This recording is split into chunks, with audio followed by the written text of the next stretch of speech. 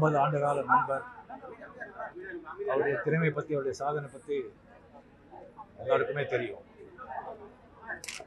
இண்டஸ்ட்ரிக்கு வந்து நிறைய தொழில்நுட்ப கலைஞர்கள், டைரக்டர்கள், நடிகர்கள் வந்து அறிமுகப்படுத்தி அவரை வாழ வைத்த திரையுலகத்தை வாழ வைத்தவர் பாரதிராஜா அவர்.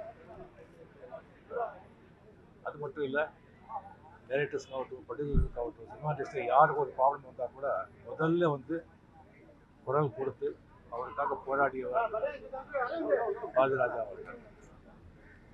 இன்னும் எத்தனை ஆண்டுகள் ஆனால் கூட அவருடைய படைப்புகள் மறக்க மாட்டாங்க. அவர் பேர் எந்தெந்துக்கும் தமிழ் மக்கள் இதயத்தில் எந்தெந்துக்கும் இருக்கு. தனிப்பட்ட முறையில் அவர் ஒரு குழந்தை மாதிரி உள்ள என்ன இருக்கோ அது வந்து ஓப்பனாக சொல்லிடுவார். பிடிச்சா பிடிச்சது, இல்லைன்னா இல்லை. என்னை பற்றி ஒரு நிறைய விமர்சனம் வச்சிருக்காரு. நான் முன்ன எனக்கு பிடிக்கும், ஆனால் அவன் நடிப்பு எனக்கு பிடிக்காது அப்படின்னு சொல்லுவார். அவர்கிட்ட இருந்தாலே வந்து அவ்வளோ ஒரு சந்தோஷமாக இருக்கும், அவ்வளோ ஒரு மகிழ்ச்சியாக இருக்கும். அவ்வளோ வந்து ஓப்பனாக அவ்வளோ நல்லா பேசுகிறவங்க யாருமே இருக்கவே மாட்டாங்க. அதனால தான் மறைஞ்ச புரட்சித்தலைவர் எம்ஜிஆர் அவர்கள், டாக்டர் கலைஞர் அவர்கள், நடிகர் சிவாஜி சார் அவர்கள் எல்லாருக்குமே அவர் வந்து அவ்வளோ ஒரு நட்பு, அவ்வளோ அன்போட இருந்தவர்.